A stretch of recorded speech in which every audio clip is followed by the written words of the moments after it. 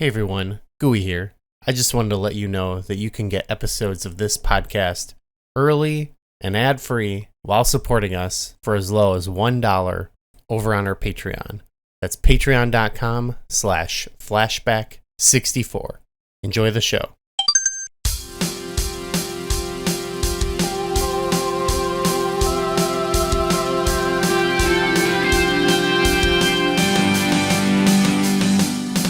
Hello everyone, welcome to another episode of Flashback 64, the chronological Nintendo 64 podcast normally. I'm Gooey, joined as always by McKenna. Hello. It's sort of a big episode we've got here. I think this is the first time we're talking about Yoshi's Island, originally for the Super Nintendo. And this is the first time I think on the podcast that you and I have discussed Super Nintendo game in depth, I guess. Yeah. I think other so. than like Super Mario Kart maybe came up, but yeah. and that's because we talked about this on an episode, like the one episode you weren't on, which is you didn't grow up with a Super Nintendo. No. You grew up, you came about and at the tail end of the Super Nintendo era. Yeah, I was born a year before the Nintendo 64 came out. Yeah. So, you don't, I don't think you have experience with too many Super Nintendo games in general. Yeah, I think A Link to the Past. Of course, Yeah. Zelda. Yeah, that's pretty much my SNES experience. Not even Super Mario World. Yeah, So no. you're going to be completely lost during this episode today. I guess so. Yeah.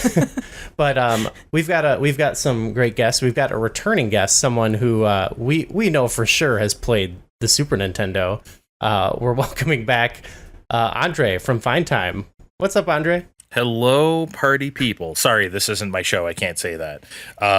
Yes. Hello, flashback You're gonna get sued people. by your own show. Yeah, thank you for coming back on. I think I think not the last time, but one of the last times you were on, it was great to talk about some of your favorite Super Nintendo games. And That's right, with Brian Rigsby. That was really fun. Yes. Brian Rigsby, who we're going to have on next week to talk about Yoshi's story. So we're turning the tables. We got the SNES guy. I don't know. He's not the SNES guy. That's just what I think about him. He is now. Yeah, he is now. But yeah, anyway, it was great having you on to talk about that. And I also should mention on Fine Time, your podcast not too long ago, you did your top 5 Super Nintendo soundtracks or songs? No, it was games. It was actually games. My top 5 Super Nintendo games. You probably got confused because I played a lot of the music from the games too, and I talked about the music. So it wasn't just, you know me, so. I'll always find a way to make it about the music, but like, yeah, I played a lot of the music, but it was really about the games. My the 5 Super Nintendo games that mean the most to me. Like, yes. Not for once in my life, not objectively speaking, which was fun. Despite me misremembering what exactly it was a great episode. It got me through a work day pretty good, so I appreciate that. And excellent, thank you. We'll talk about it in the episode, but you mentioned this game, Yoshi's Island, in that episode. So when I reached out to ask you about it, I was like, I don't know if you want to talk about this game, but I did, and I'll get there. But yes, absolutely, I did for a big reason. I'll explain later. Awesome. Mm-hmm. Well, yeah, we also have a brand new guest to the show, which we're really excited about. Someone who I'm pretty sure has played a Super Nintendo from the 3DO experience. We've got Thrak. What's up, Thrak? Hello, greetings, everybody. Hi, thank you so much for having me on this episode where you're talking about a Super Nintendo game. You picked me, a Sega boy. Perfect fit. A beautiful fit. Okay. So thank you. That's what I was going to ask, because I've been listening to your show, but I don't know your whole gaming lore. So that's one thing we like to ask people is like, what we usually ask a new guest, like, what's their backstory with like the Nintendo 64? But I guess just this era in general Super Nintendo, Well, 95. You know, what were you gaming on? So, 1995, I was 1 year old, so I was maybe Okay, I was maybe gaming on those little those like mobile things or whatever. As you lay in the crib, who knows? But Of course, yeah. But growing up, we had an NES and a Sega Genesis in the house. I have two older siblings, and my parents bought those for them. So about, I would say, the turn of the millennium, 99, 2000, is when I became more aware and was able to actually like start playing games. And the first game I remember playing, potentially, was Sonic 2 on the Genesis.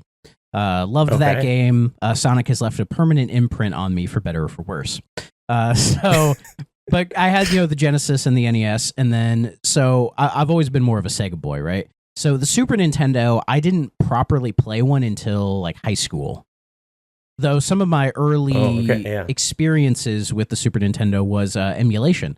Some of my first attempts at emulating on my crappy Windows Vista PC was trying to get ZSNES running like Chrono Trigger or whatever, and I had mixed results, but it was Try that shit on Windows 98 like I had to. I mean, oh my god. Oh my god. My first computer was an XP, so. But in any case, but yeah, eventually a buddy of mine just had a Super Nintendo, and he said, "Do you want it?" I was like, "How much?" He said, $10. I went, "Okay." And so I got it with a copy of like Mario World. Later on, I think I bought like Final Fight and some other like random stuff. And I tried playing the Super Nintendo, but it never hooked me the way it hooked so many other people. But I think it was because I didn't really have a good sampling of games for it. I say including Super Mario World. But Whoa. a bit of, I like Mario 3 more. So Yes. but Me too, but I think we all goddamn, agree. like, I'm just Jesus being, Christ. I'm just being a shithead.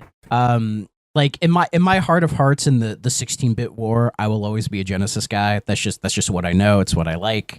It's what I defend. But I can't deny the quality of the Super Nintendo. It's a fantastic system with fantastic games on it, including the one we are going to talk about today. Absolutely. And so I'll say, I think I mentioned this when we did our top whatever Super Nintendo games, but I was born in 90, and so like basically up until the N64 was released, I was young enough where I wasn't like super picky about like playing the most modern games or whatever. So I had throughout this whole time period NES, so all the way up to N64. So my neighbors had Super Nintendo, and I would catch glimpses of some games and thought they were cool. But to me, like at this point in October of 1995, I was 5 years old. I was just happy to play whatever, like Beetlejuice on the NES was like an amazing game to me, or like Fester's Quest or something, Oh, Fester's Quest. I don't think that game is that bad. No, it's not. It's not good. No, but it's not. It doesn't deserve its reputation. It's not that bad. I mean, when I first heard of it was when AVGN did the video on it, and it was like, "Oh, this game is shit," right? And then you go and play it, you're like, "It's fine." I was similar to Thrak in that, like in high school, was around the age I started like messing around with emulation and stuff and filling in some of those holes. But even then, there's still a lot of games that I still have yet to like fully dig into on the Super Nintendo, which I hope we'll get to do more on the show. Mm-hmm.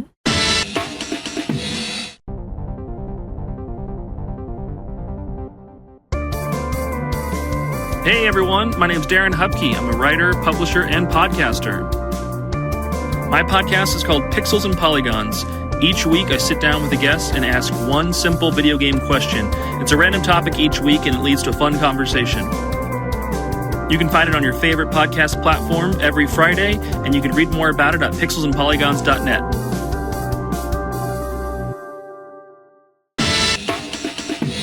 We can get into the game, but first I have a mini flashback segment prepared for y'all. Ooh. I don't want to get too bogged down, but I love just saying what was going on at the time. I love it too. And I think, well, you'll appreciate this. So we're talking about in North America, the Yoshi's Island came out October 4th, 1995. Number one song at the time was Fantasy by Mariah Carey. Banger.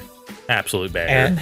And I think I said this in a chat we're in, Dre, but if you look at all of the number one songs from 1995, like by week, and you made like a playlist out of that, it would be like the best playlist of all time. Like it's a great year for music. It really is. It's 1995 is one of those years. It's not like, some people talk about like maybe 98 or 2001, like every so often, like these years come around, even like 2013, right? I feel like 95 is underrated. 95 is a fucking great year for music. It's weird because like 95, it feels like to me, at least looking at it historically, that music was not quite sure what it wanted to be, because it was like grunge was on the way out the door, and people were just like, oh, what's the new thing? I don't know, fucking anything, and just throwing everything at the wall.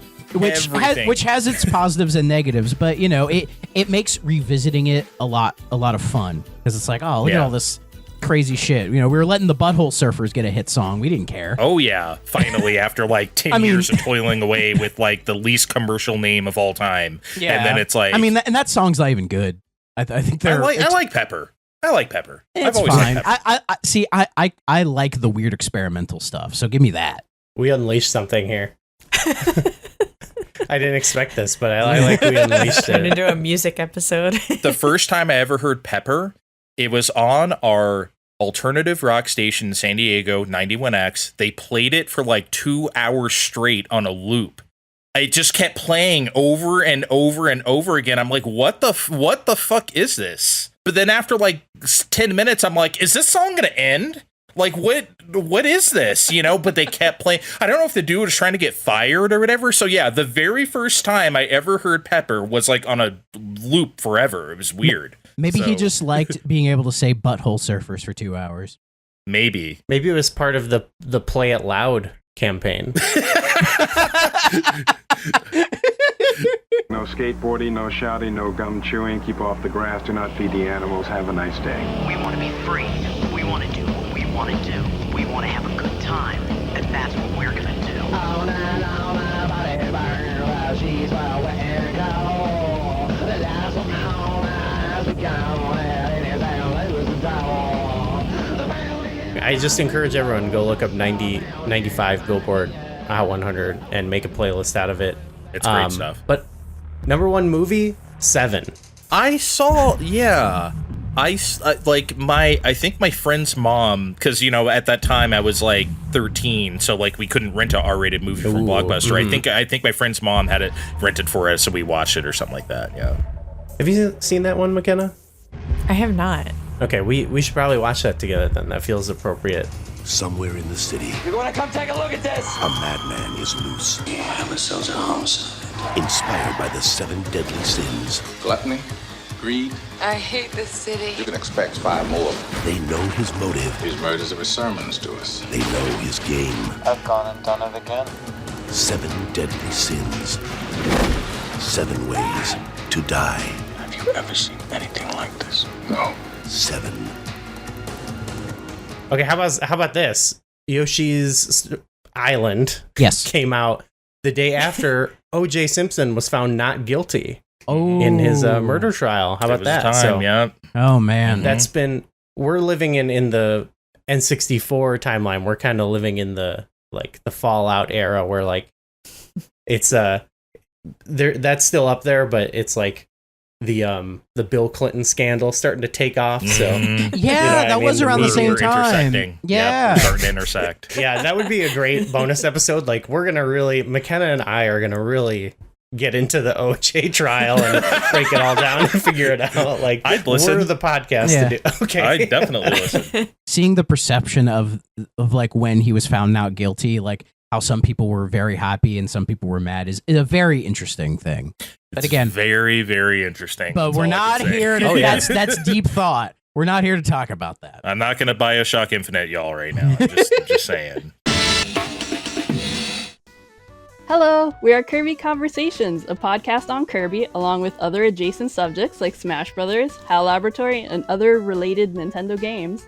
In each episode, we take an in-depth, well-researched look at a Kirby topic, drawing on our decades of experience playing Kirby games, creating Kirby-related content, and working in and around the video game industry.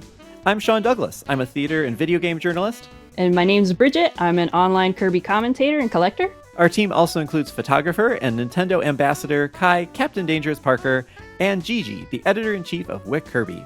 Join us for deep dives into Kirby's history, interviews with industry professionals, and even inside looks at Nintendo, as together we explore all things Kirby and HAL Laboratory.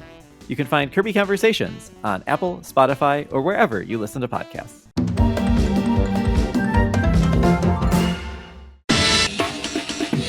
Here's the deal, Jake. Baby Mario's lost, okay? And you have to rescue him and return him to his parents in the Mushroom Kingdom. But who am I? You're Yoshi. This is Yoshi's Island.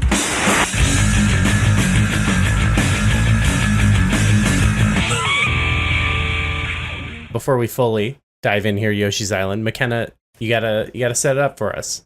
Tell the world about Yoshi's Island. All right. For those who don't know, if you haven't heard of it. Yoshi's Island is a 2D platformer where several Yoshis work to relay Baby Mario through 48 levels across 6 worlds to rescue Baby Luigi. Yoshi has a few abilities to help him get around and attack, including a flutter jump, a ground pound, and a tongue attack, which allows him to swallow enemies, some of which can be turned into eggs. He can store up to 6 of these eggs to use as projectiles, which he can fire at enemies, obstacles, and collectibles. Occasionally, Yoshi will encounter power-ups that will transform him into various vehicles, like a helicopter, tank, or a sub to navigate different terrain. A superstar will grant Baby Mario invincibility and the ability to dash, climb walls, and float. Rather than taking damage when attacked by enemies, Baby Mario will be knocked off Yoshi, and Yoshi will need to retrieve him before he is kidnapped by Koopas. 2 levels in each world feature a boss fight where Kamek will use his magic to gigantify a regular enemy. At the end of each level, there will be a chance for a mini-game like matching cards or slots, which will give bonus lives or items. Defeat Baby Bowser to rescue Luigi and reunite the brothers with their parents in the Mushroom Kingdom. Gigantify. Nice. I love it. Gigantify.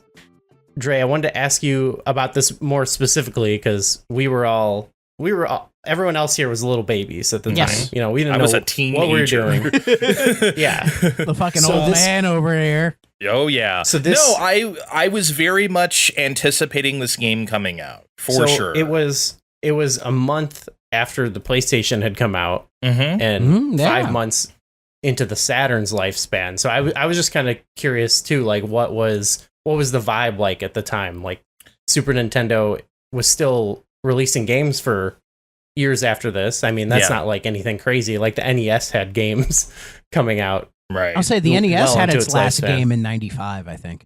I thought it was 94 with Warriors Woods, maybe. Well, maybe not. Well, if you want to go like third party, there was like some fucking Wisdom Tree bullshit in 95. Well, I know. Oh, Sunday Fun Day. Because I know 94 I just remembered Warriors Sunday Woods. Fun Day. I know Wario's Woods and Star Tropics 2, I remember in 94. Zoda's Revenge. Why is that not on NSO? God damn it. I'm going to piss myself off. Yeah, we say that every week. Yeah, about something. So what was your like gaming like diet like at the time, and like how are you feeling about? You said you were anticipating Yoshi's Island. Yeah, I was. This was something, obviously, looking in the magazines, Nintendo Power EGM, I was like, oh man, this art style looks insane. I can't believe this is going to be real. You know, like, I couldn't wait to, like, see it in motion. That's the thing, and I'm going to sound so old man off the bat. Back then, you practically had to buy the game to see it in motion. Now you could look at a video of everything, which is cool. There's nothing wrong with that. But it's back then, it was the anticipation of like, how is this actually going to run and like move and play, you know? And that was a big anticipator. That's not a word. Anticipator. It had a lot of mystique around it. Games had mystique. Thank you. And as far as like PlayStation Saturn goes, Saturn was not on my radar. I'm like, fuck that. PlayStation was definitely interesting to me. To be fair, Sega had the same idea. Yeah. I was like, I'm not interested in that. PlayStation, I absolutely was interested in, and I wouldn't get one until my next birthday, which would be May 96. So I did not have a PlayStation yet. So But they were yeah, still going strong on Super Nintendo. Yeah, it's still so. going strong on Super Nintendo. Wasn't really thinking like, oh, this thing is old or anything. It was still very vital. You know, not a game I like, but Donkey Kong Country 2 was about to come out as well, and you know, like stuff like it was still having big stuff, right? And Yoshi's Island was part of it. Yeah.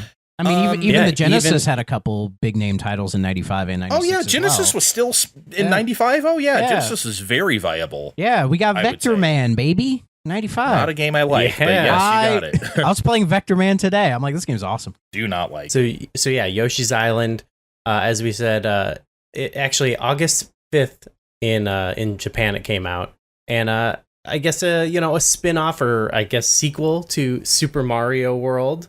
Which we intend to cover at some point. But Dre, I guess I wanted to ask you, since you were anticipating this, how did you feel about that too? Like at the time, did you feel like, oh, this is the follow-up to Super Mario World? Like what was your like expectations of the game, and like how did you feel about it when you actually played it? It was weird because it was weird because like obviously it's called Super Mario World 2 Yoshi's Island, and I feel like they largely did that because this sounds silly now. I feel like Nintendo didn't think people would accept a Yoshi game. No, like, I agree. I feel like they just put like Super Mario World 2 at the front just to say, hey, this is like a Mario game, and it is. Don't get me wrong. Yeah. I think like maybe this is a useless distinction to a lot of people. I think Yoshi's Island is a Mario game. Yoshi's Story is a Yoshi game.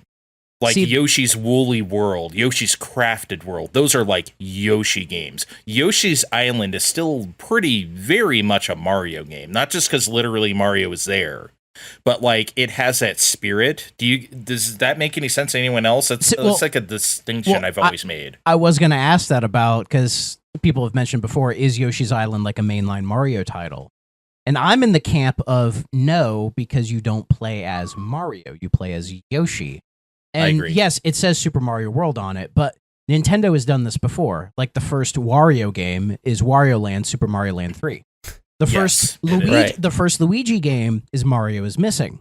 So they've done it before, where they've just tacked Mario on the title and then just let it be the other character.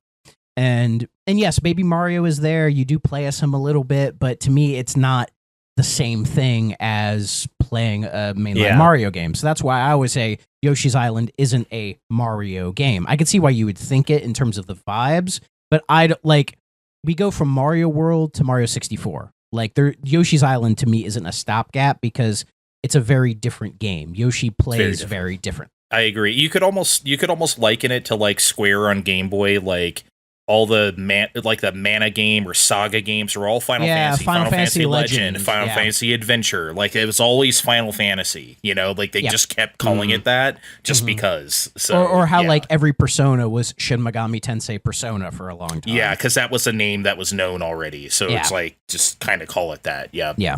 I could see like Yoshi's Island kind of being considered both, whereas like its sequels aren't, just because I do kind of agree with you, Dre. Like there's a lot of like similar Mario-esque elements to the gameplay, like beyond the added Yoshi stuff. Just like the general platforming is very much like Mario, whereas like I don't know if you just with Yoshi's Story, but like I feel like the Yoshi's games that come afterwards, they're a bit more.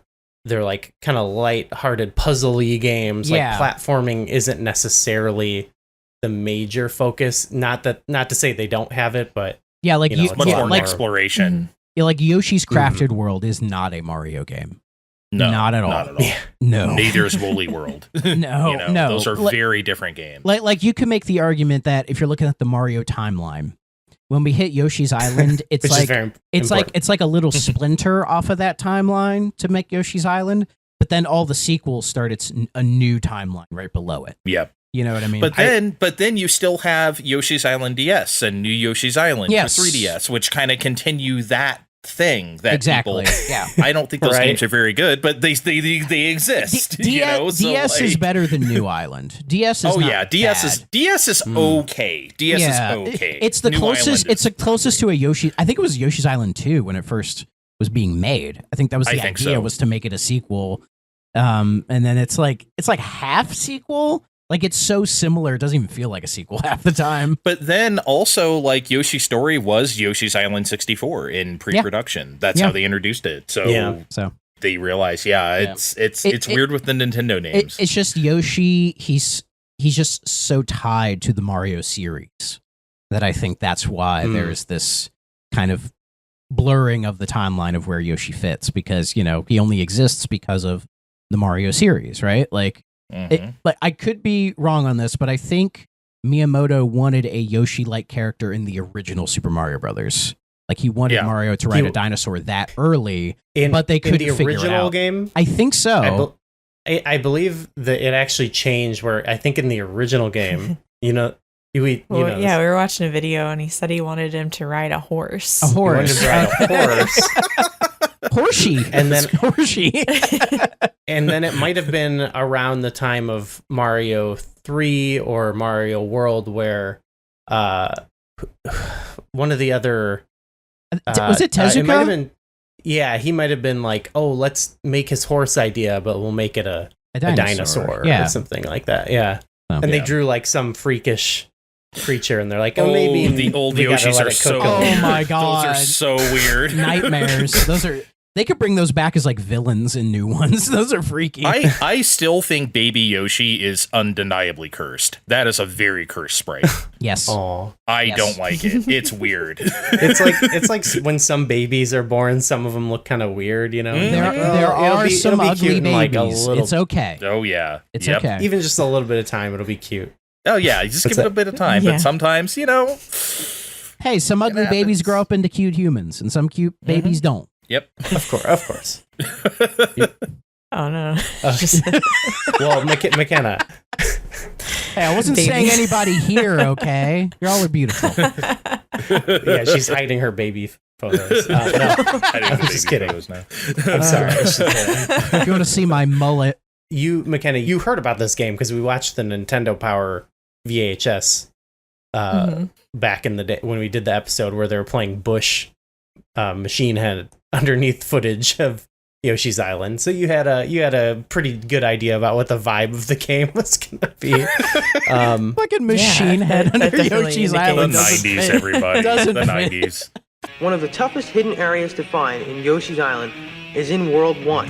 In Area 1-7, on the last screen with the goal, there is a stump in the middle of the screen. If Yoshi stands on the edge and jumps up the top of the screen, it will knock down a bounce bubble. Yoshi can then bounce up to a secret hidden area. This hidden area is the only way Yoshi can get 100%. It was very weird, yeah. But what did you think? What did you think when you actually played it? We loaded it up and I was like, wow, this looks amazing. Yes. And the music was great. I think when I first heard like the full title, Super Mario World 2, I initially was like, is this just like part of a Mario game? Like is it a section of a Mario game? And I was like, oh no, it's its own full thing. Okay. But yeah, I thought this was really neat. We played it on stream with a group of people, like swapping levels. Including my brother, which was fun to do. It was very well. We're not nostalgic about this game at all, but it's always fun playing through a game with your little brother. And there's so many unique levels that I want to go back and play through them all on my own. Yeah, because some we got to watch them do or whatever. But yeah, I mean, even as you were reading the write up here about the game, and even I know when you were writing it, you were like, what do I include? There's like so much going on in the game. Mm-hmm. But yeah, that initial like when you see how it all looks and sounds, like just the initial like burst of like the vibe and everything is undeniable. Like that's for sure. We were talking about how, this is like later into the Super Nintendo lifespan, I guess, like the last like 2 years of like steady release. So this does feel like it's like they're at the height of their powers almost. Mm-hmm. Yeah. Thrak, do you have like a backstory with this game? You're a Sega kid. When did you play this? Well, I did play this game. I beat this game for the first time a couple years ago. I think it's when they put it on the SNES NSO. I was like, hey, it's about time I play through this game. I'd known about this game. It's called Nintendo Classics now. Oh, God. I gotta adjust to that, yeah. Nintendo Switch Classics Online Ultra Deluxe Plus, whatever. Virtual console. Virtual console, yes. But anyways, I mean, I'd heard of this game beforehand because, you know, when I got on the internet and started doing all the research, I'd learned about it. And I was like, that game looks cool. But then finally sitting down and playing it a few years back when it was still NSO, yeah, I was like, yeah, this game's fucking cool, man. And so when you approached me to do this, I'm like, yeah, it's about time I do a replay of it. So I'd already played it once, so it was nice to Cool. get a new replay in. I'm glad we could facilitate that. That's awesome. Oh yeah, yeah. For me, it was the same. Like I had Yoshi's Story on my N64. At least I couldn't quite remember. I think I might have rented it, but I definitely, that's a game you could beat in a rental weekend. Yeah, I did many times. I've played Yoshi's Story once, also on the N64 NSO. It did not hit the same for me. I should probably try it again. Sure. But my first experience with it was, it's definitely it's an acquired taste for sure. It's a weird game. It's a weird. But that was obviously so I knew who Yoshi was because I was playing NES and I had the Yoshi puzzle game. Oh yeah, that was on there. Yoshi's Cookie. No, Yoshi. No, Yoshi. Well, and Yoshi's Cookie. There was Yoshi's Cookie as well as Yoshi. Was that on NES Yoshi, as well? Yes, it was on all of it was on NES, Game Boy, and Super Nintendo. Okay. But Yoshi is basically like Hatris, essentially, where you're. I do like Hatris. I'm a weird Hatris guy. Every few years, I have to remind myself that Hatris actually existed, and it wasn't some bullshit I just made up. I thought I read in a magazine one time. I actually have to see the artwork and like the NES version or whatever, and remember, oh yeah, this was a real game that happened. I knew Yoshi from that, and like I guess Smash I had, and even I remember in Link's Awakening, I think we were talking about that before we recorded. There was the Yoshi doll that you can get from the trendy game, and I've since put all the pieces together because you get it and they say something like, this character's been popping up in quite a bit of things lately. So this character's not paying his taxes. Oh yeah, we can get into Yoshi's crimes. I have a tab for that. Oh, all right, I'm ready. Of course, too, as a kid, one of my all-time favorite movie rentals was the Super Mario Brothers film. So that was probably one of my early. That's like my early conception of Yoshi was that weird is little. In that movie. I always forget. Yeah, he's a little. Actually, he's a cute little guy. Actually, we screened that movie once post a Zelda Dungeon marathon to like 15 people we had watching, and there is a scene in that where he attacks one of the villains with his tongue, and everyone in the room watching was like, yeah, but then he gets stabbed immediately after, and like literally everyone watching was like gripped. They were like, oh my god. I never seen that movie elicit such emotion out of people. So I was almost imagining you were screening that movie, and then like it's done, you turn the lights on, and everyone left. Like that scene in Cool Running, like that scene in Cool Runnings. Who wants in? We won some people over. I don't think we could ever. I don't think we can win. Yeah, win and try, Andre, but I'll never win and try over in this one. That is #not my Mario. We don't have time to get into that. It's a weird movie, but again, from podcast, we have to save it for the OJ talk. We can't get into. I mean, the movie and what OJ did are on the same level of crime. Obviously. Mm-hmm. Honestly, yeah, I believe so. Yeah, there's that scene where Mario's in the white Bronco. Love it. So that was my conception of Yoshi was kind of all over the place, and I definitely missed this. But yeah, this is obviously like the vibe and everything. It's strong. I guess not really characterization, but like this really I feel like brings Yoshi to life over Super Mario World. I would say, where he's kind of just a mount.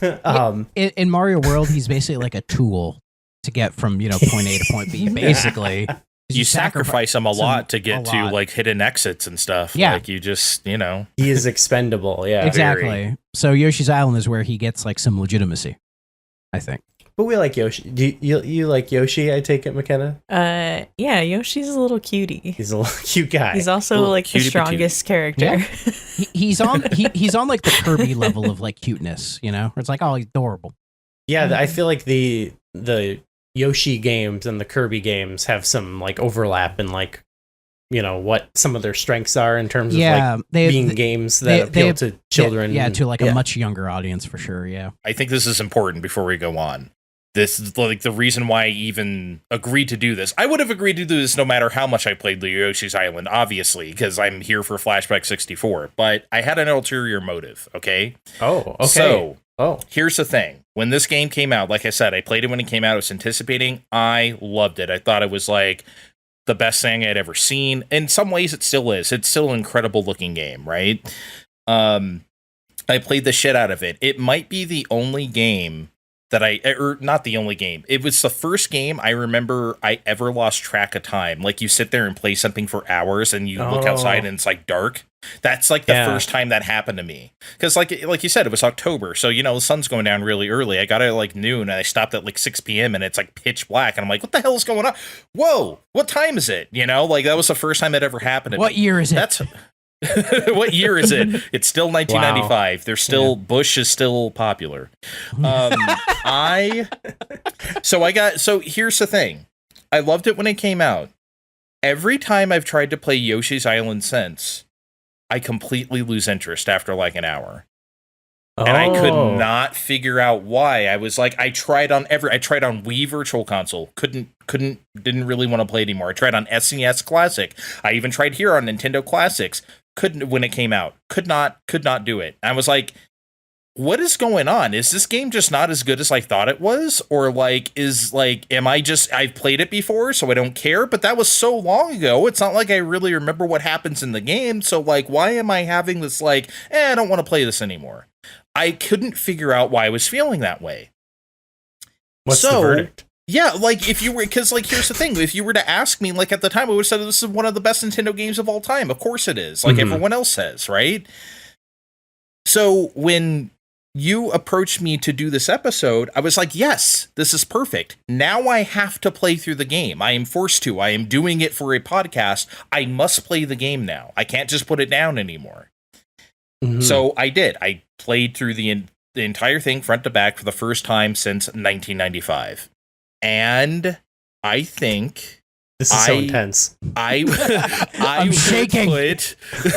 I would put Yoshi's Island in like the B plus territory. Okay. Now I would okay. I'll put it like games I would put there are like Kirby Triple Deluxe or Mario Wonder or something. Games that are really good, but not like not like tip top for me. Like, you know, like that, like how I felt before. I think that's where I would put it now. Donkey Kong Bonanza I'd put there as well.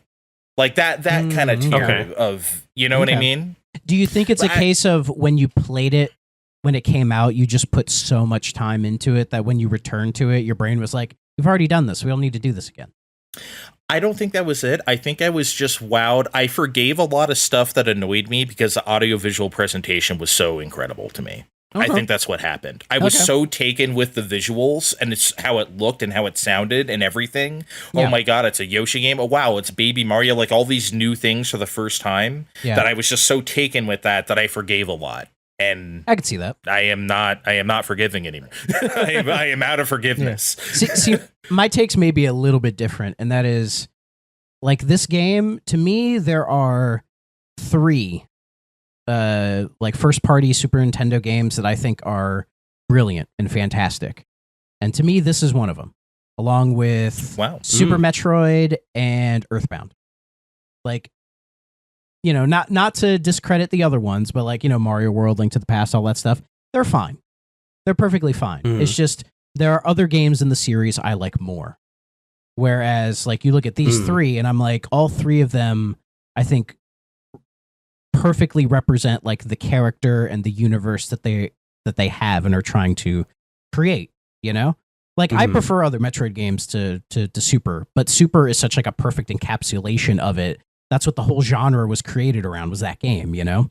And Yoshi's Island to me is just, it's like the perfect encapsulation of Yoshi as a character and like what his game could be, you know? Like it's never been topped. I would mostly agree with that for sure. I think, it's like I have a harder time with, putting it among, because basically every Super Nintendo game I've played, I've sought out like a lot of like the classics. So like, it's like, if I'm comparing it is to games like that because that's mainly what I've played. So, but I would say, it's like a really strong execution of like the concept and like you said, the perfect encapsulation of Yoshi. There's some stuff that's like annoying in it. For sure. I mean, it is not a perfect game. So McKenna, I guess we didn't say like where does it land for you? You don't have other Super Nintendo games necessarily to compare it to, but what do you think about it overall? There were parts that I loved.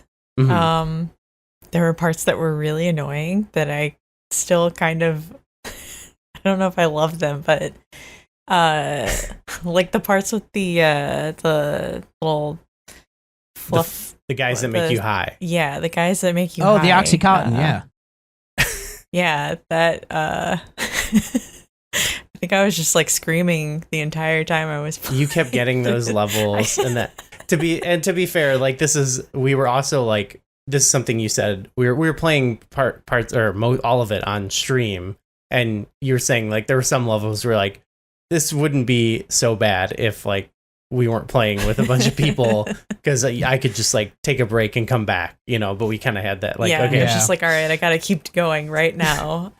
So that heightened some of those things for sure.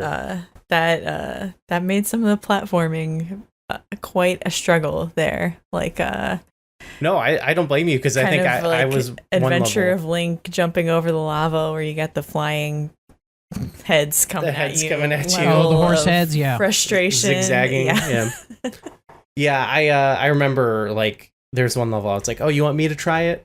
And I was like, I could do it. And I picked it up and it was killing me. It was very embarrassing. I was like, oh, this will be no problem, and it was a problem. Yeah, if you're gonna take the controller, you got to do that shit. Otherwise, it's embarrassing. Yeah, big L. Yeah, big L. Yeah, I was owned. I was for sure owned. You definitely got pwned. We were trying to finish the level too, because it was like the last one of the night. So at some point, I started powering through with like save state or whatever, and I was like, this is embarrassing. The good old rewind. But I was like, I'm gonna be real about it. I'm gonna reveal it to the world that we save stated that one part because it was humiliating. You save stated a retro game? How dare you? Can I say something? Potentially offensive? I had no doubt that you did that. By the way, this is not a surprise to me. I mean, you didn't have to tell me. I mean, in this day and age, it's so prevalent to use like save states and rewinding for retro games. It's fine. No, yeah, but literally for that situation, I was literally like, we just need to like get this over with. So I get it. I don't hold it against that level necessarily, though. That mechanic is definitely a little obnoxious. But Dre, what were the big annoyances that you had with the game that like really stuck out this time? It's too long. There's too many levels. Oh, 6 worlds, 8 levels, 48. We didn't need all that. I think we could have cut out. I would agree. Like, you could cut out a whole world. I would almost say a world and a half, practically. Yeah. I think if you had like 4 strong worlds, I would also argue too many boss battles. You don't need 2 boss battles a world. Whoa. You know what though? Here's the thing. Those are my favorite things in the game. So while you may be correct, those are the things I like the most. Unfortunately, so it's like some of them were good, some of them I didn't like. I pretty much like them all. In fact, that's like my favorite thing about the game. I think every boss battle is like spectacular. The piranha plant with the belly button, the frog that swallows you and you have to shoot its uvula or whatever. Like obviously that one the was last cool. boss, I liked that. The last boss, one of the best Nintendo last bosses ever. Like straight up. Oh yeah. That shit's iconic. I mean, yeah. Come on. Right? Was that Bowser Jr.'s debut as well? I believe so. Yeah. I don't remember him before that. Yeah. And the way they introduce it's him Baby is Bowser. Perfect. Baby Bowser. Yeah. Sure. It's great. I mean, it makes sense. But the way they introduce him is perfect. Bowser Jr. is technically Sunshine, but honestly, at this point, it's like a Donkey Kong Jr. situation. So it's like it's kind of retcon to where it's the same. character. Look, you know me, I'm a lore stickler. This is very yes, you are. Nintendo don't give a fuck about the lore. That's why I'm having you on. Full disclosure, folks, I'm gonna talk with Goo about Zelda 2 on Fine Time, and I wrote in our note so far, story ? Maybe Goo can talk about it in parentheses. That's all I wrote. So if you want to talk about it, you can. I mean, Zelda games, at least they try to have story. There is something, yeah. No, I love because you guys know me by now. I love spectacle. So like boss battles should be spectacle. Yeah. I love all of those. So yeah, maybe you could say they're frequent, but I liked them all. So there was even the really easy ones, like the little pants, the big blob. The pants down, the one that's like, or the blob where it's just you just have to keep shooting it to make it smaller.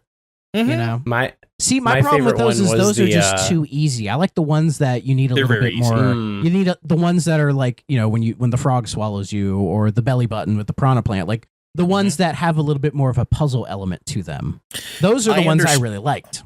I understand completely. However, I just like if something is just a great visual, like Final Fantasy 16, those aren't really like tough, but like the big over the top spectacle, like that's some of the coolest shit I've ever seen. Yeah. Like I love that shit. So just because it was easy, I think that's fine. As long as you have like the great visual to go along with it, I'm totally okay with it. The challenge doesn't need to be there for me. Yeah. It's like a lot of the ending like 3D Sonic game bosses where you're supersonic and just like you just have to run into him 3 times, but it's I love it. A big thing, yeah. That's the end of Sonic Venture is one of my favorite things ever for that reason, right? So like, you'll always get me with that stuff. Mm-hmm. So Yoshi's Island definitely has that for me.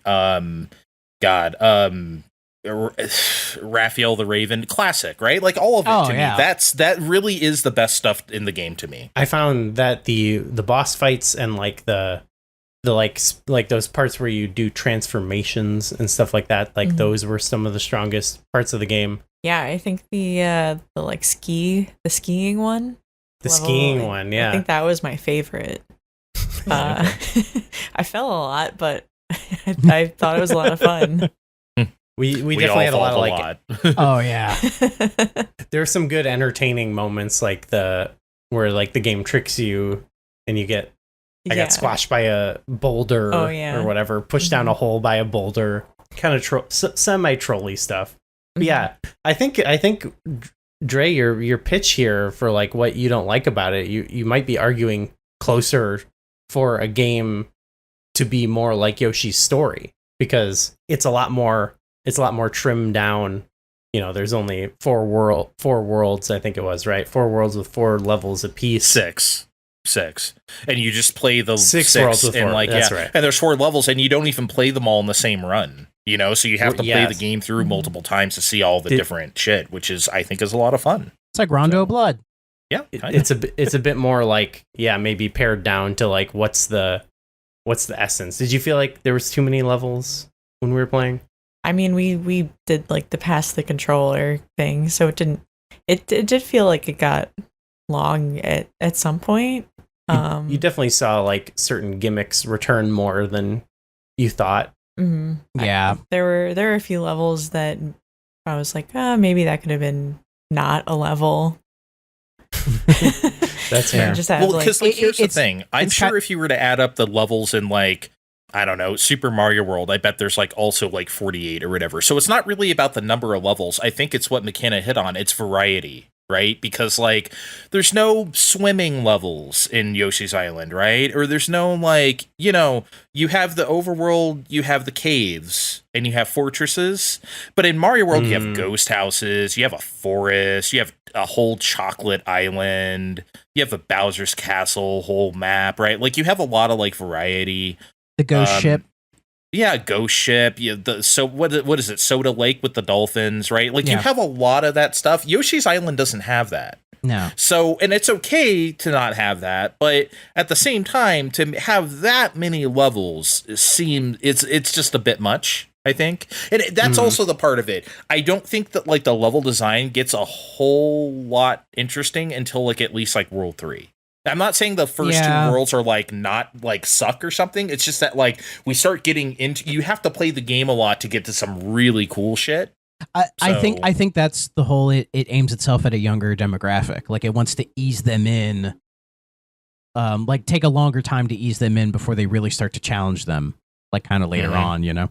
Yeah, maybe. I do see what you're saying. Like there's a couple times where it's like, oh, this, like, oh, we got to do this thing again. Like, I feel like I've done enough of this in the game. Maybe the guys that get you high. Yeah, too much.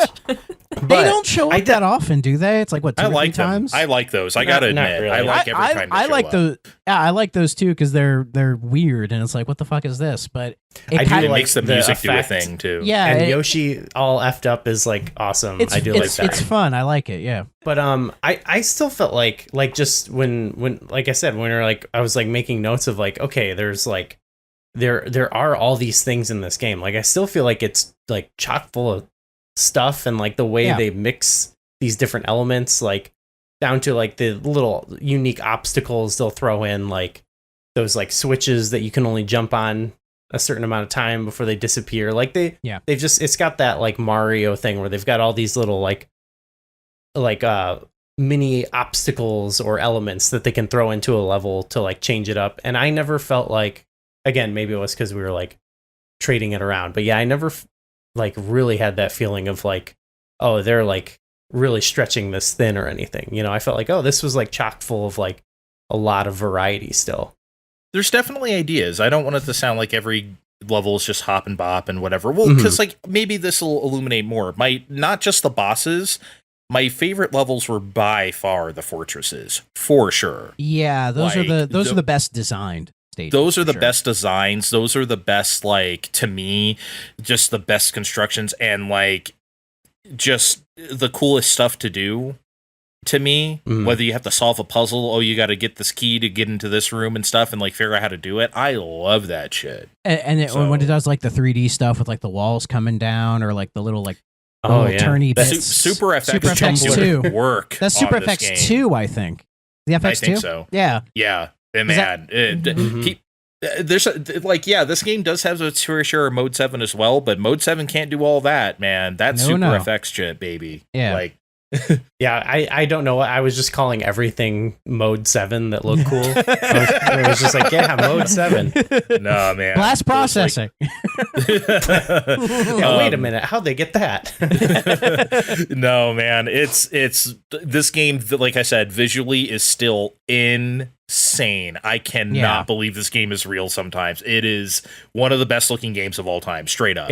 Like I was reading about it, and I think they like actually drew all that stuff and then scanned it into the game, which is how they're able to get that really unique art style.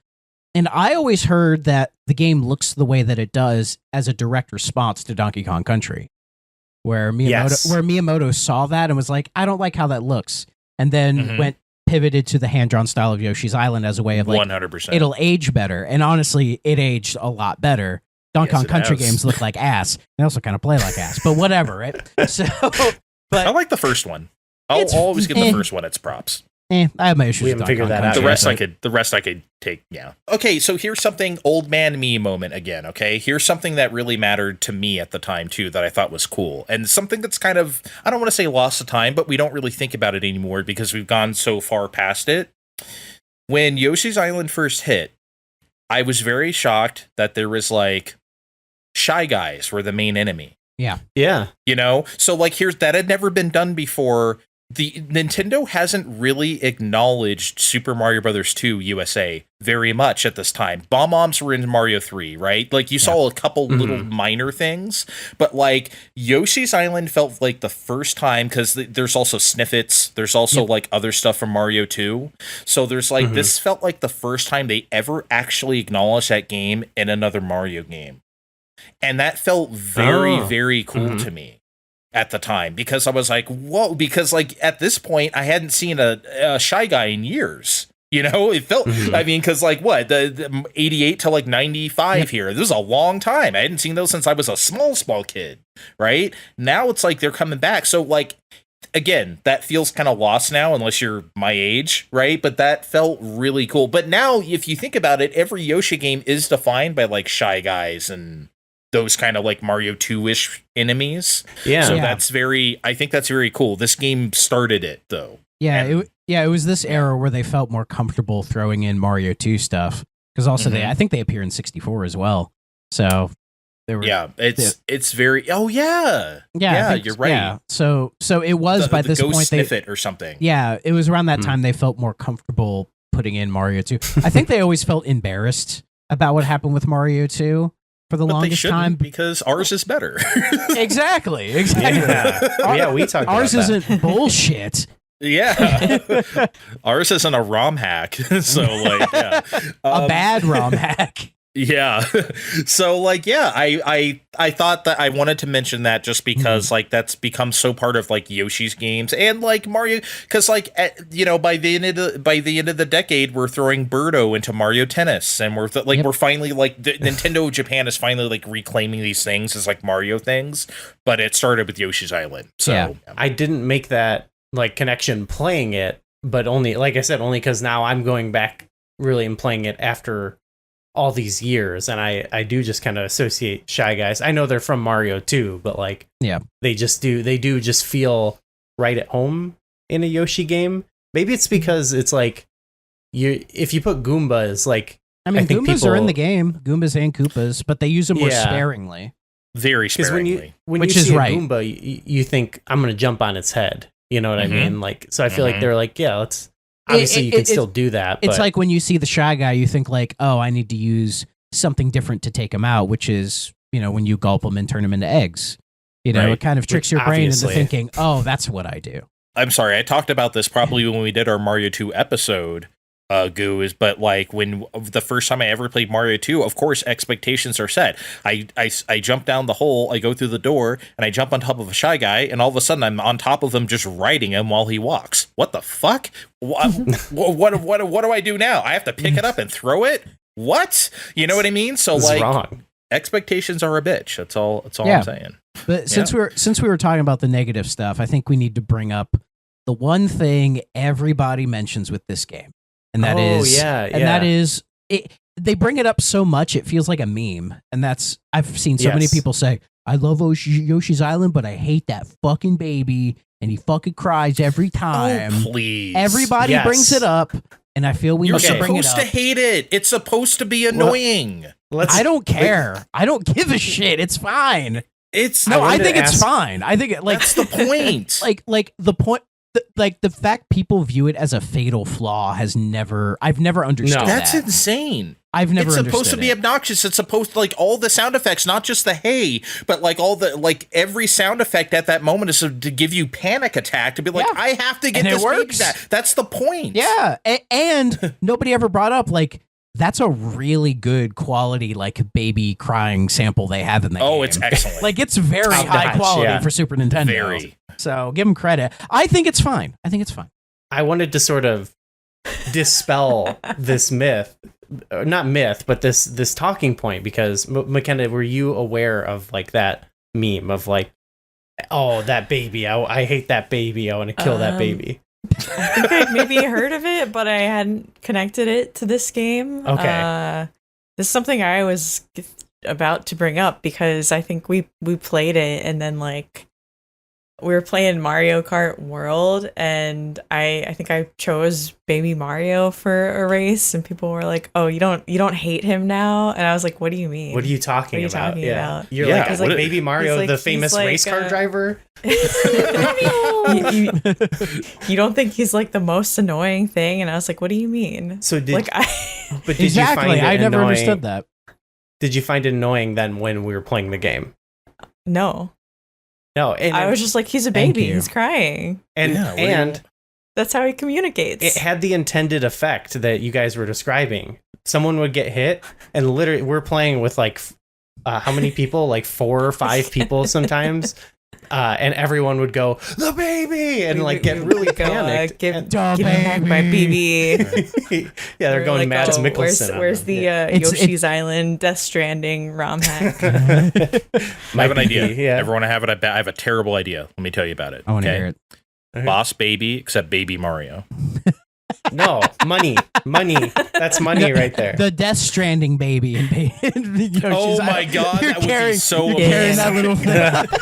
Has to be wearing the hat and everything. Yes. No, I love Baby Mario when you get to the end, like when you beat the game. Yeah. And like the whole idea of the story of like rescuing Baby Mario and Luigi, and at the end when it's like the babies are the heroes are born, like you know, I know that's what the game's about, and it's a lighthearted game, and it's not like super deep or anything, but there was something like sweet about that, because it was like you do it and it's so adorable, and you're like, oh, this is it's Mario and Luigi, like we just like this is their, you know, their origin story. I know their origin story for all that's worth, you know what I mean? But it did feel sweet, and it is the most we've ever seen of their parents. Yeah. The most you ever see is like the little shadows of them when they open the door, and then their hands when they're holding them. It's like that is the most we've ever seen of Mr. and Mrs. Mario. Yeah. Yeah, I want to see what they were doing, before that. Yeah. Was their backstory? Yeah, I want to know. Gee, I wonder what they were doing.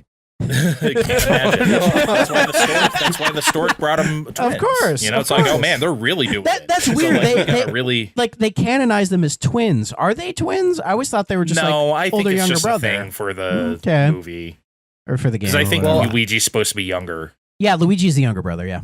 Yeah. Well, I think it's I just go something based for the thing. Yeah. Okay. I go based off the movie, which he was younger. Yeah.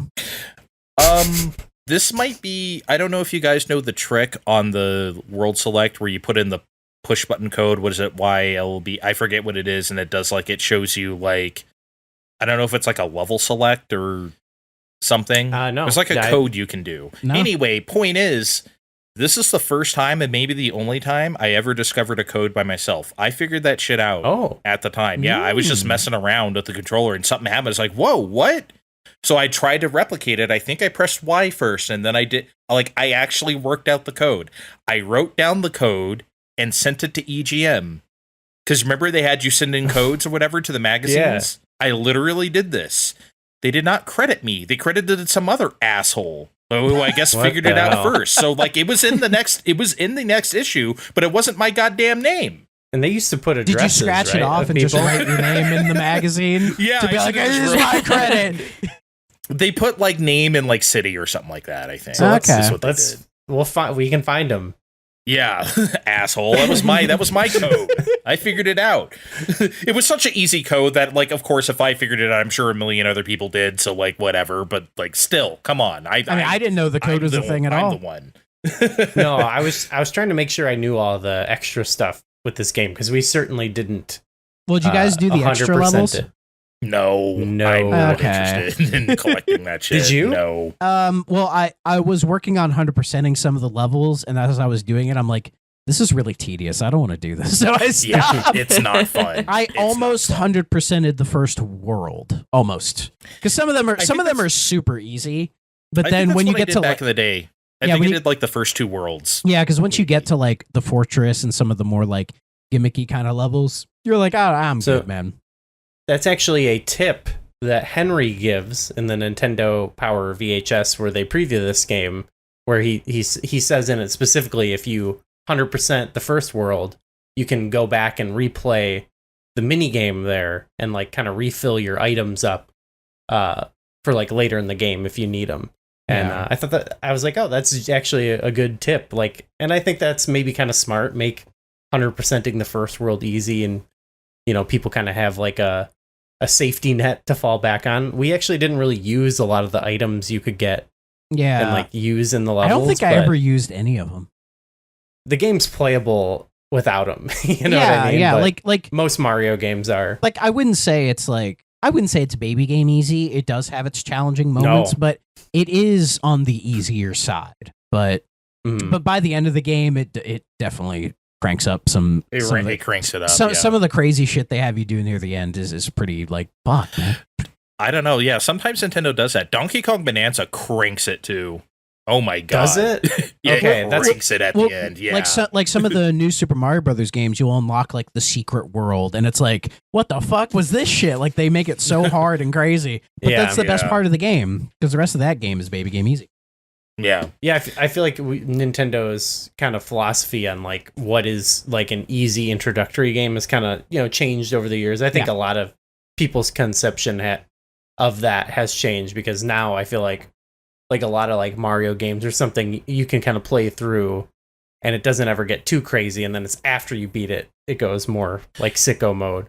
And that's kind of one of my criticisms. It does. And that's one of my criticisms of Mario Wonder. I think it's just kind of a breeze. I don't like all the hard stuff just being secret levels. I don't. I want some of that stuff to be in the game. Maybe not as hard as like secret level hard, but like I want some bite.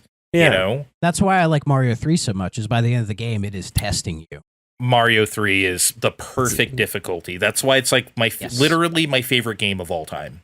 Because it is the perfect, it starts out in a perfect place and ramps up to a perfect place. It is like the perfect fucking game in that regard. Like it's my favorite 2D Mario by a mile. So it's my favorite video game for sure. It's funny, like you were talking about how this isn't really a Mario game and they slapped the Mario World name on there or whatever. There is quite a few stuff from Mario World though. Like there is the donut lifts. Right. Yes. And there is like the what do you call them? The propeller, self-propelled like roundabout things where you kind of like I love those. Stand on one side. And I'm sure they have a name. Around. I'm sure they have a name. Something stupid. They have like those red arrow signposts as well. Like you see those in Mario World. So like there's some I like stuff, those because those are in like those like kind of non-linear cave levels, which are kind of you can get mixed up in kind of easily. Best looking caves of all time. That shit is immaculate. Yeah. Oh my love god, the caves. dude. Oh, I wish I could live down there. You know, when I was a kid, I'm sure I mentioned this on any podcast that'll have me, but I don't know if I've ever said it here. I'm going to say it now. When I was a kid, my favorite shit was Fraggle Rock. You know what Fraggle Rock is? Like the one that's like So like they live down in these caves and stuff. So like that was like my favorite thing. So I had Fraggle Rock books and everything. I would just like stare at the pictures, like looking at the cave. So like those these Yoshi's Island caves, man, gave me like Fraggle Rock vibes for sure. I love it. It's Fraggle so Dre. Fraggle Dre. That's me. These were some. Well, McKenna, you thought so too. These were some beautiful caves. I love the caves. I loved how colorful the rocks were. I loved all the waterfalls in them. That was every time we went in a cave, I was like, look at this cave. It's so pretty. It's incredible. And the music down there is good as well. That's one of Koji Kondo's best compositions ever. I would argue this game is one of his best soundtracks. You think so? Yes. I love every song in this game. Me too. I do too, but I don't know if I'd put it that. It's very good. It's obviously incredible. I mean, he has a high bar of bangers, really. So, but he does. It's just like that. Like I love the tune when you're selecting the level. Do do do do do do. I love that track. You know the main. Do do do do do. Yeah. Like all that stuff is just it's all good, man. There's not much and then the final boss music. Every song is and the final boss music is just glorious. Excellent. Yeah. There's not a lot of music. He goes kind of like the Mario route where it's just like like certain levels will have like the tune, you know, and he has like different music when it's needed, but it's a quality over quantity kind of a thing. Yeah. Excellent Fortress. And Koji Kondo is best at that. At quality over quantity. He's so good. It's great. I think we instantly had a lot of those in our head because I mean a lot of them too, you know, because they create so many like iconic themes like for Yoshi and stuff that has come back so much. So absolutely. I wanted to mention too, like not just we talked about the waterfalls, but just in general, a lot of the levels had cool background. Like oh my god, be like the lava, just a lot of like cool elements in the background as well.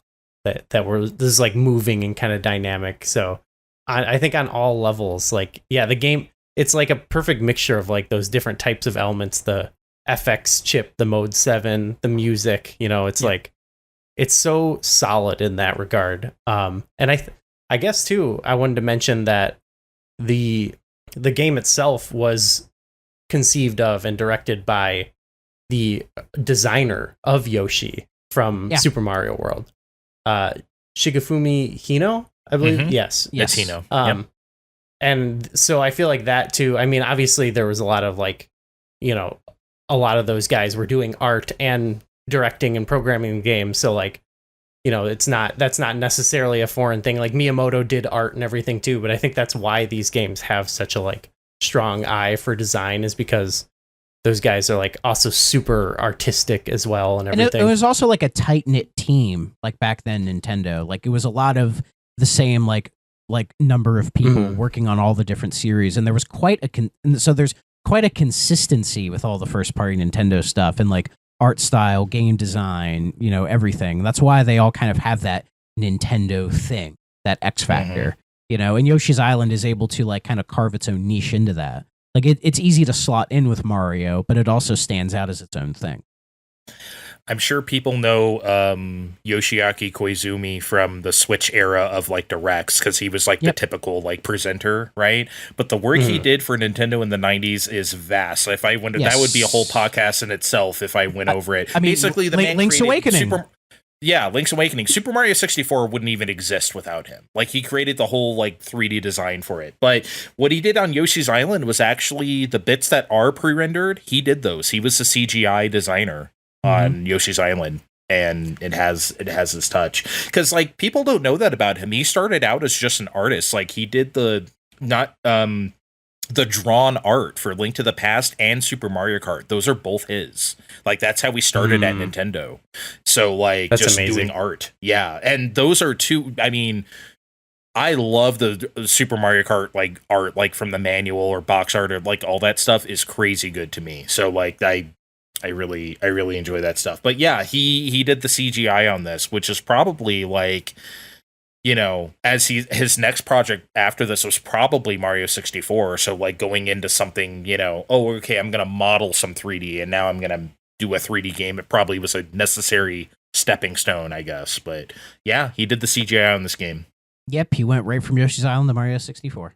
Yeah, There were some elements of this game, I don't know if, like, because it's been not too long since we played Mario 64, our first episode, but like there were elements of this game that I felt like you could feel affected, like the design and the vibe of Mario 64.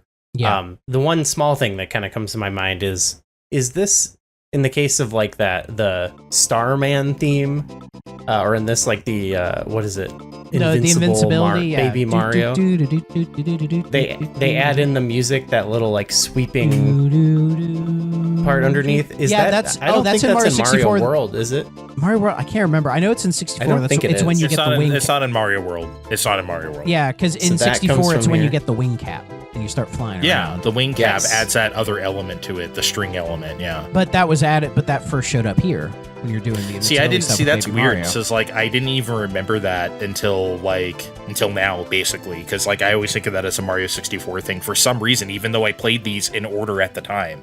Like for some reason, maybe just because the wing cap is iconic, and it's flying and it has that like sounds like strings, and it's like a moment, right? In Yoshi's Island, it's not really. I mean, you're just Baby Mario Invincible, so it's not really the same thing. Yeah, it's just like it's just a little bit in Yoshi's Island that they do, I think, just to kind of break up the gameplay.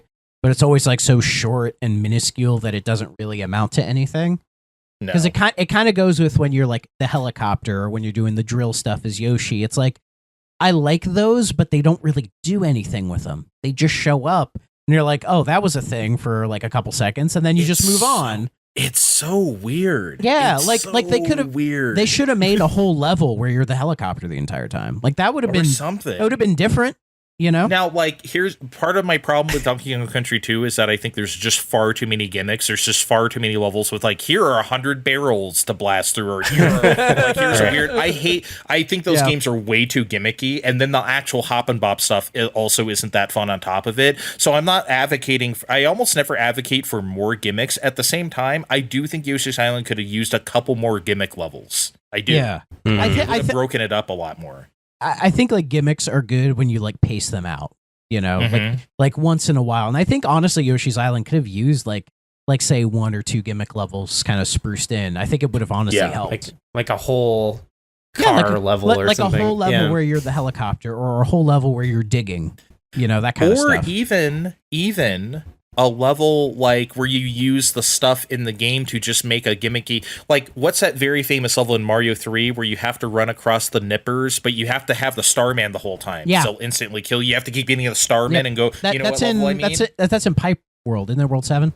Yeah, it's like 710 or something like that, or Something 7-9 like that. or whatever. Yeah. You don't have to play it because you have like an alternate path. You don't have to play that one. But so I it's do. Not like, I was 100% Mario 3 when I played it. Right. But like, but yeah, like even just stuff like that. And Yoshi's Island does have a couple of like chase levels, I guess. There is like, I'm getting away from the big like chain chomp. Oh, the chain chomp, like yeah. I mean, they could have did that with Baby Mario with the star thing, where it's like you have to run through the whole level as Baby Mario.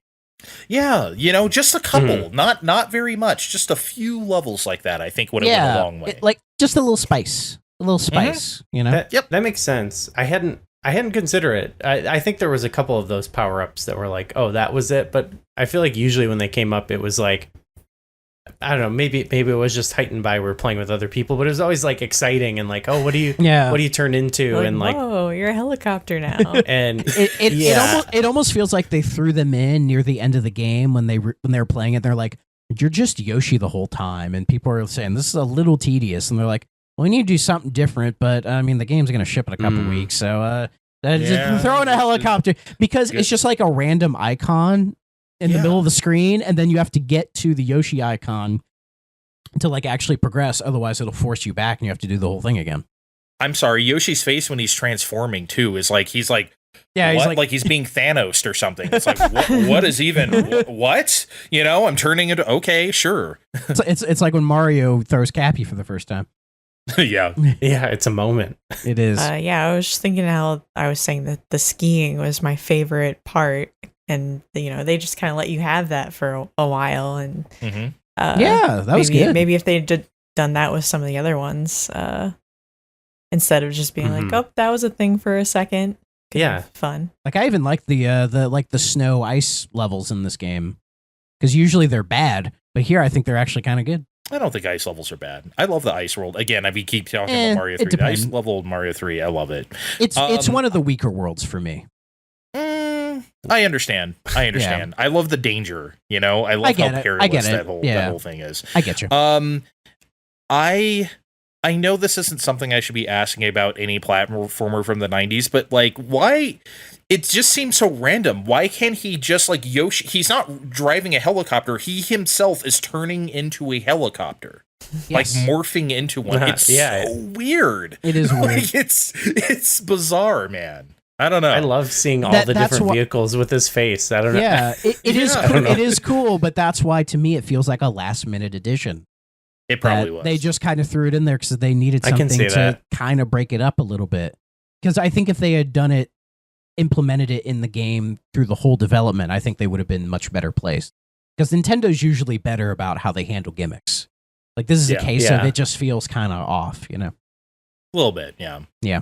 But I mean, there's like you said, there's a ton of gimmicks going on. There's also, we didn't even mention, there's the different watermelons you get. There's there's Poochie.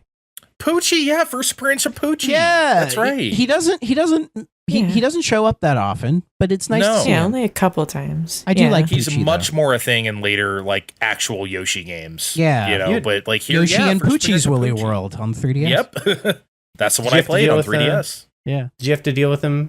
Yeah, I think I did one level where he was. Deal with him.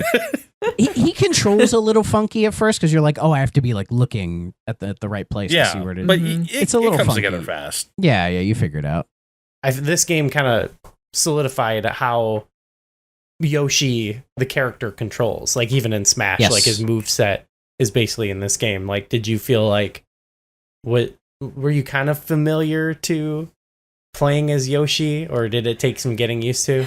I mean, never in anything where I had to like land precisely on anything. I'm just, if I don't play as Yoshi very often in Smash, but if I am, it's just like I might have to flutter to get back to this, long platform.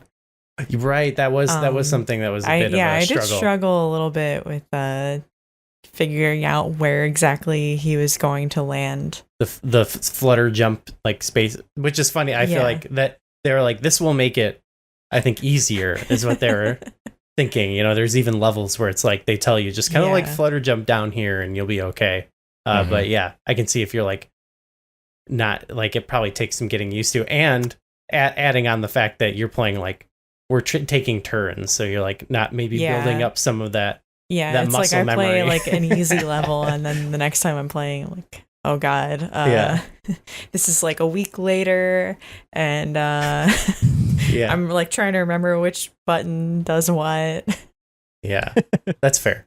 I feel like the egg shooting took a little bit of getting used to, though. I do think it works pretty well in this game, like how you're able to like stop it and everything like that.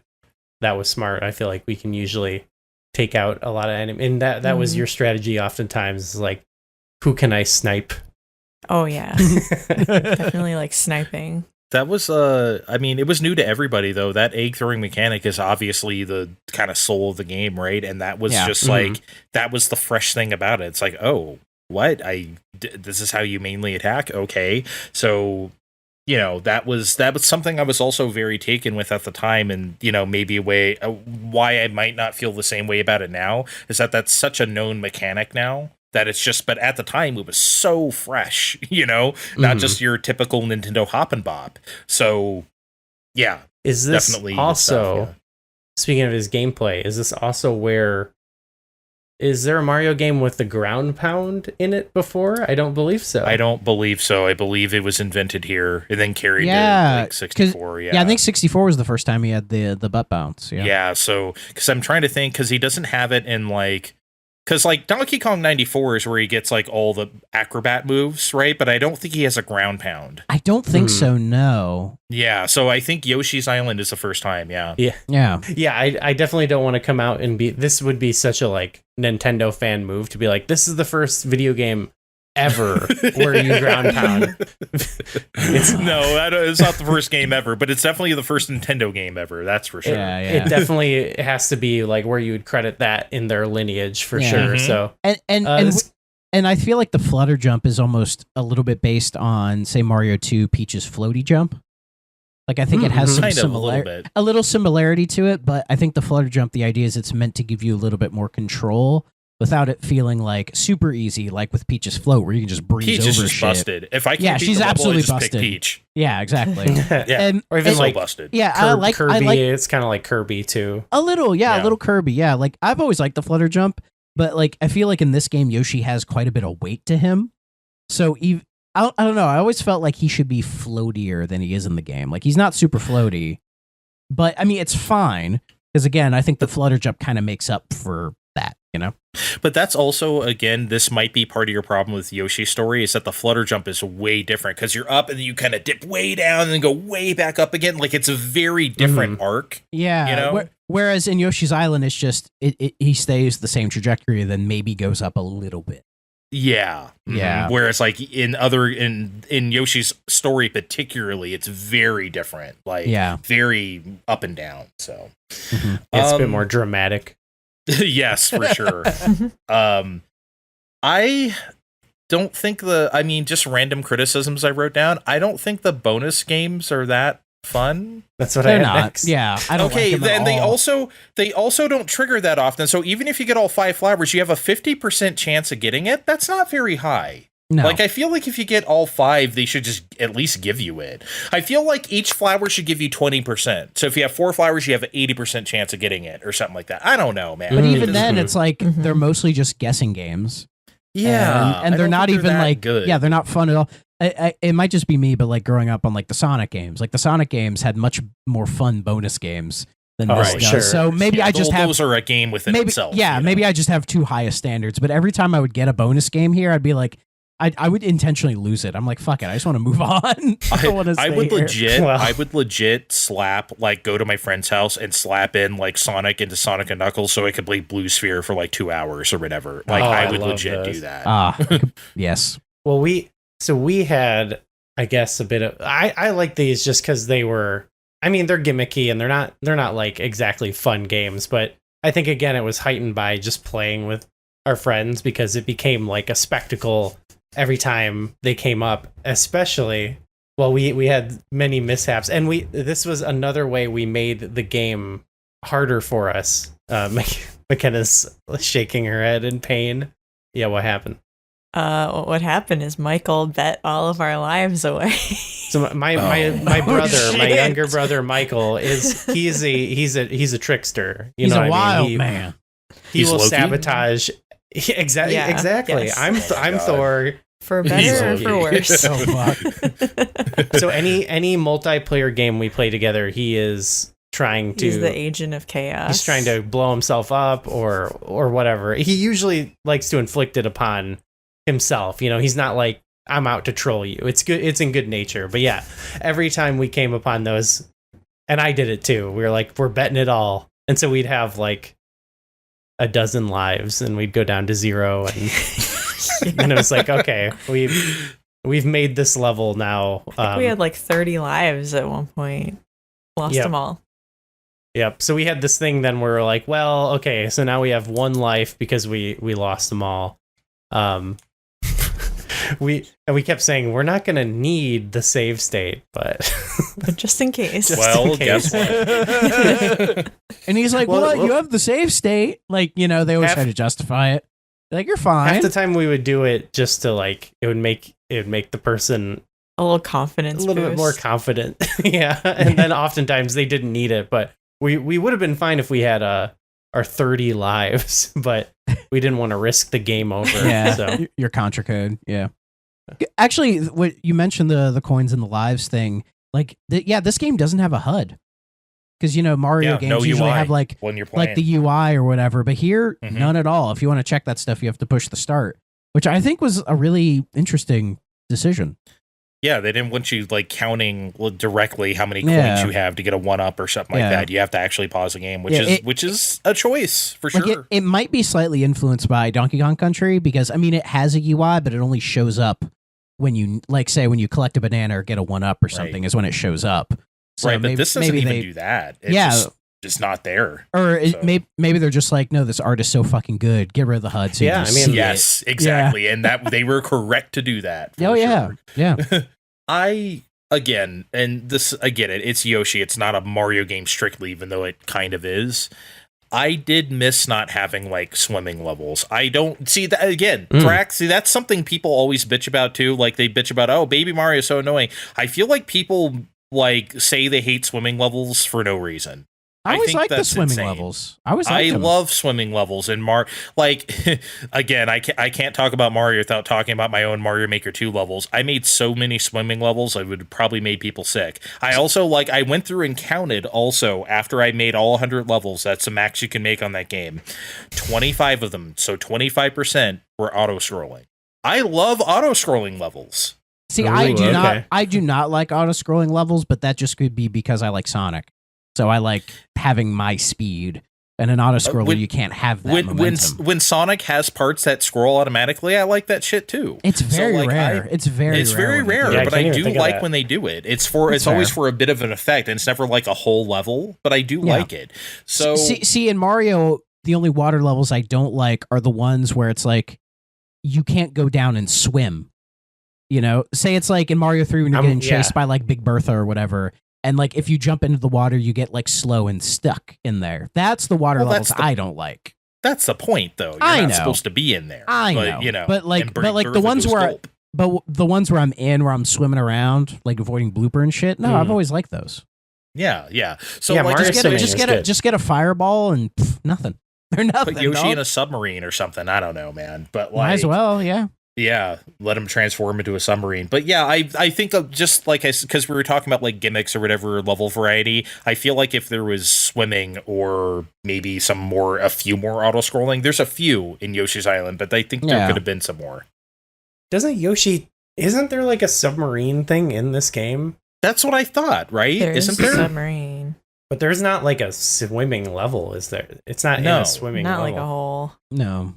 That's weird. That's even weirder. I think you do play as like a submarine for like half a second. But then that should be a level for sure. Yeah, I agree. I don't know. Anyway, that's fair. I guess before we go, I want to ask, what's everyone's favorite color of Yoshi? Who do you play as? I'm a go basic ahead, Trey. bitch. My favorite color is blue, so that's my favorite Yoshi blue. Light blue Just or the- dark blue is fine. Okay, either blue. Okay, Yeah. good pick. My- Thrak, how about you? I'll say my favorite color is like a royal purple. So that, but also to me, Yoshi is green. So green Yoshi is fine. Totally get it. Spoken like a true Vikings fan. Skull. How about you, McKenna? My favorite color is light blue, so I like playing as light blue Yoshi. I do like light blue. Light blue Yoshi is a good color Yoshi. It's a very good color. Is there a color of Yoshi that is bad that we don't? I don't Red. like red. Red Yoshi looks a little weird. I don't like red. I don't like red. It looks like there's just something up with him. I don't know what it is. I See used to green be kind of shoes? perturbed much by ethnic yellow food. Yoshi, but I've come around, I think. See, I I'm like not a the big fan yellow of yellow Yoshi. in general. So Mhm. A yellow Yoshi in like Mario Kart World, where he's got all his getup and everything. Like Yeah, that is fun. that. I like the yellow, like the more like when you see like a more pastel yellow Yoshi in like illustrations. But yeah, when it's like just primary color yellow, yeah. like that. yeah, I like, can like piss yellow. Yeah, not a fan of that. Yeah. no. Banana yellow is good, but yeah, if it's like, I don't know, looks like a Coors Light that's been left out in the sun, No. beer, I don't know. Yeah, like I'm looking at like different color Yoshi. And I see like a gray Yoshi. I'm like, that looks a little funky to me. That's weird. You know what I do like though, and this is very simple. I love, you know me, guys. I really like the not necessarily story, but like thematic elements that make sense. You know what I mean? Like something Theming. that like carries the game around. Yeah. I really like that it's like a relay race. You get to the end of the level and you pass it off to the next Yoshi. I Yeah. love that for some Yeah. reason. Like I love that like continuity of it. For like stuff like that really matters to me in platformers. So I need that stuff, and this game Yeah. does have that. So And I think they justify it by just being like, oh, so that they don't like track us all down. We're just gonna like we're all just working together to hop, Baby Mario from one to another. Right. That's how we planned out what levels we were gonna play. Like with my brother and friends. Like we're like, Oh, that's cool. okay, which Yoshi are you? You know. So I like that. That's cool. I think I ended up with a red Yoshi. The only other oh, you did Yeah, evil red yeah. Yoshi. Yeah. I was like, I'll Yoshi. take whatever people don't want. You know. He had too much spicy food. That's why he's all red.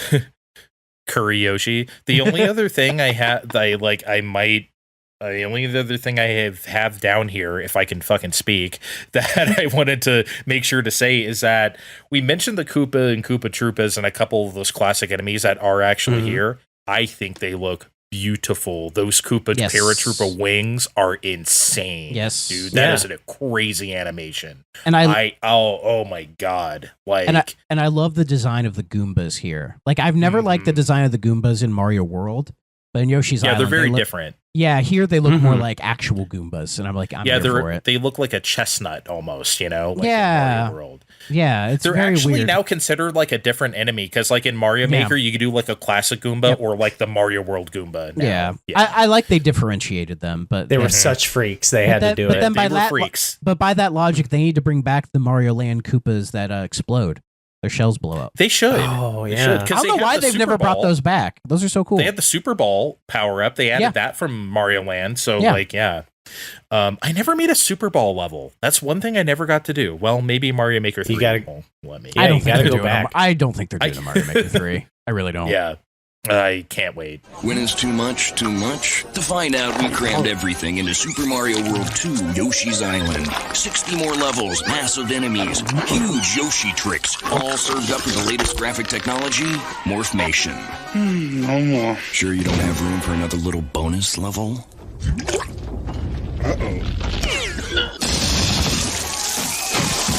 Super Mario World 2, only on the Super NES. Still the big one. Do you find yourself playing older games and wishing that there were new discussions about those games? Enter Tales from the Backlog. Hi, I'm Dave Jackson, and on each episode, I'm joined by a guest to break down those games that may be stuck in your ever-expanding backlog.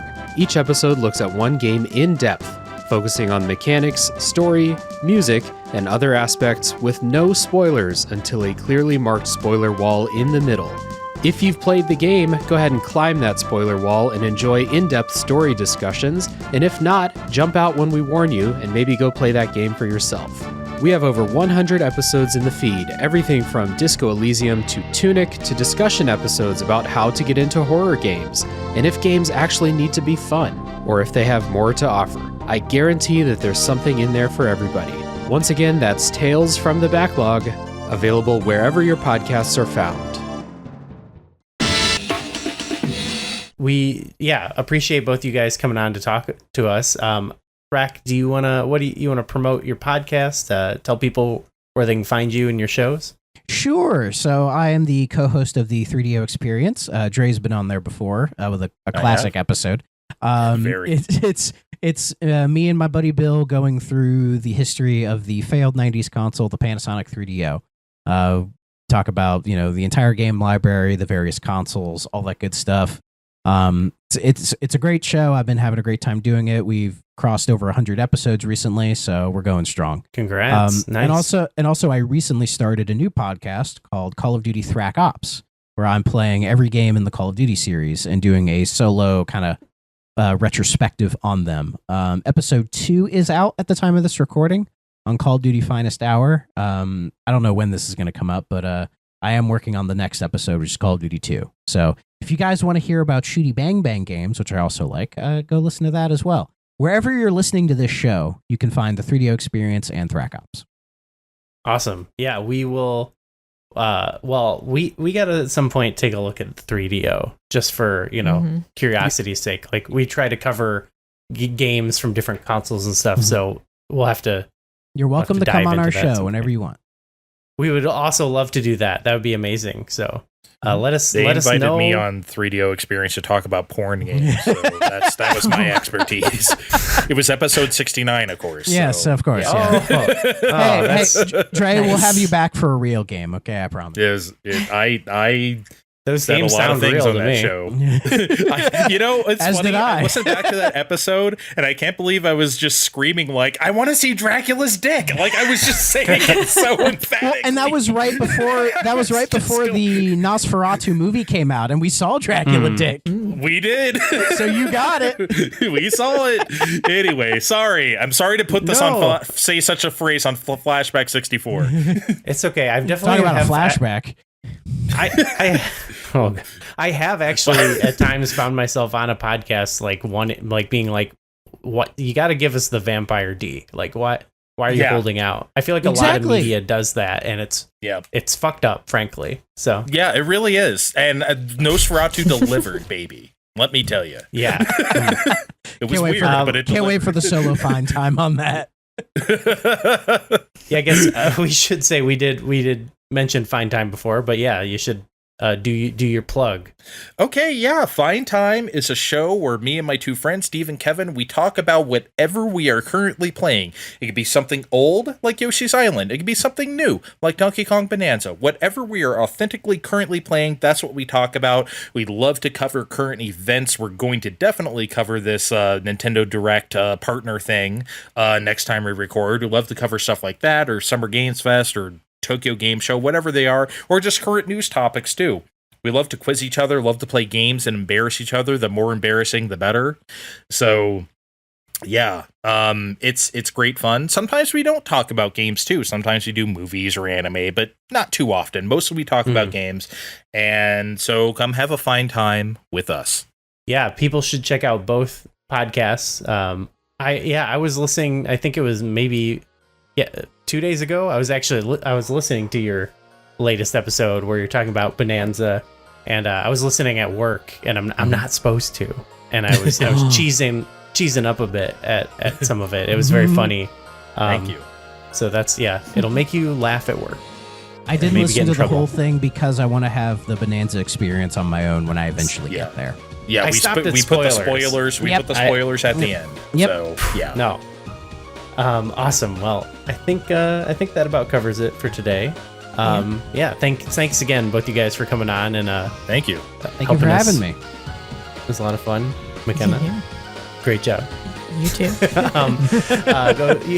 Go check us out at flashback64.com. You can find all our stuff, Patreon and whatnot, and check out the SoundStone.network, SoundStone.network.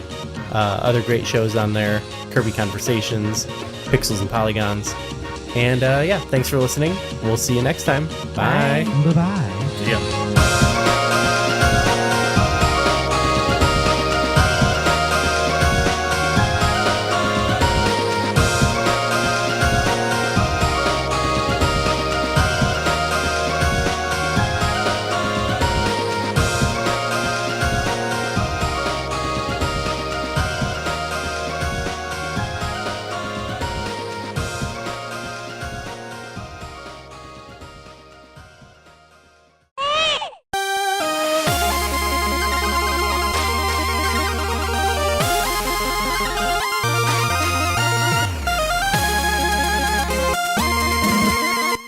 The ZeldaCast is getting even bigger. Join us on patreon.com/SPNet for access to the ZeldaCast XL, the new bonus show featuring podcasting's dynamic duo, Andy Spiteri and Gooey Fame. We're taking a new approach to do our bonus shows and giving you more of what you love, letting you get more involved in the show itself. Each month, we'll have some fun and play a few games, answer some Patreon questions, and discuss some Zelda topics on a more personal level. Consider joining for only $4 a month, and you can ask us questions about Zelda or anything else on your mind. Let us know what topics and segments you want us to discuss, and be a part of an amazing community of Zelda fans hosted by two best friends. The ZeldaCast XL is taking everything you love about the show and ramping it up even more.